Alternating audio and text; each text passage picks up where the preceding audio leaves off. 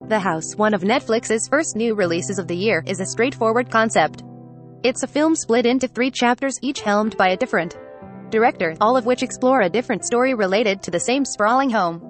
What connects each short, aside from the physical house and stop-motion animation, is a creeping sense of dread. The house looks cute with talking animals and dollhouse-like visuals, but in each story there's something lurking just beneath the surface, something wrong, unsettling. It could be a recession or a scary creature, but when you put it together the result is an anthology with a trio of distinct, yet clearly connected stories. The first chapter, directed by Mark James Rowells and Emma DeSwaif, is an origin story of sorts, which opens with the ominous phrase, "And heard within, a lie is spun." It's a story about envy. When visiting relatives mock a young family's home, the father makes a drunken arrangement with an eccentric architect offering to build them the house of their dreams free of charge. Initially, it's an almost idyllic scenario. Not only is the house huge and beautiful, but food appears as if from nowhere and the lights turn themselves on. But slowly things unravel. One day stairs go missing as the architect decides to rearrange his masterpiece, while zombie-like workers lurk around in silence. Later, the architect gifts the parents bizarre clothing to match the decor. It's hard to tell whether something supernatural is going on or if it's just a cruel psychological experiment, and it's all rendered in soft felt that only adds to the surreality. Later stories move the timeline forward. Chapter 2, directed by Nikki Lindroth Von Barr, is set in modern times, when a struggling contractor, who is also a mouse, is renovating the house in an attempt to make some big money.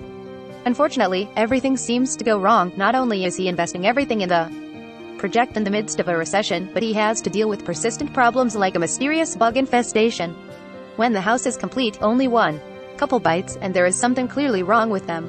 I won't spoil anything, but this one is worth watching for the final twist alone. The last chapter, helmed by Paloma Biesa, pushes things further into the future when the house is surrounded by a flooded city. However, a young cat, who has converted the home into apartments, refuses to cave to reality and literally tries to wallpaper over her problems while her remaining tenants do what they can to help her move on. Despite the various circumstances and timelines, in each story the house represents a kind of lifeline for the characters. It's a chance for a family to inspire jealousy, for a mouse to pull himself out of the crushing weight of debt, and for a cat to slowly build a home of her dreams.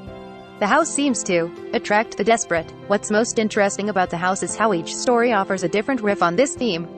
The first 2 chapters lean into being creepy, particularly their unsettling endings, but while the first is more of a slow-building dread, the second is much more tangible. Meanwhile, the final chapter, despite starting out quite bleak, ends on a surprisingly hopeful note. The house also features some of the best-looking stop-motion animation you'll see outside of a Leica film. Each story has a different vibe. The felt characters of chapter 1 lend it an almost cozy vibe that makes the darker elements even more stark, while the second chapter is incredibly lifelike and detailed, right down to the little piece of tape covering the webcam on the contractor's laptop. The final story, meanwhile, is more ethereal, with foggy backdrops that signal something approaching the end of the world. The only constant is the house, which is always recognizable despite superficial changes over the years. It's an almost ideal anthology, connected and yet standalone. And, at around 30 minutes each, the chapters are short enough that they don't overstay their welcome, while also being strange enough to stick with you. The House streams on Netflix starting January 14th.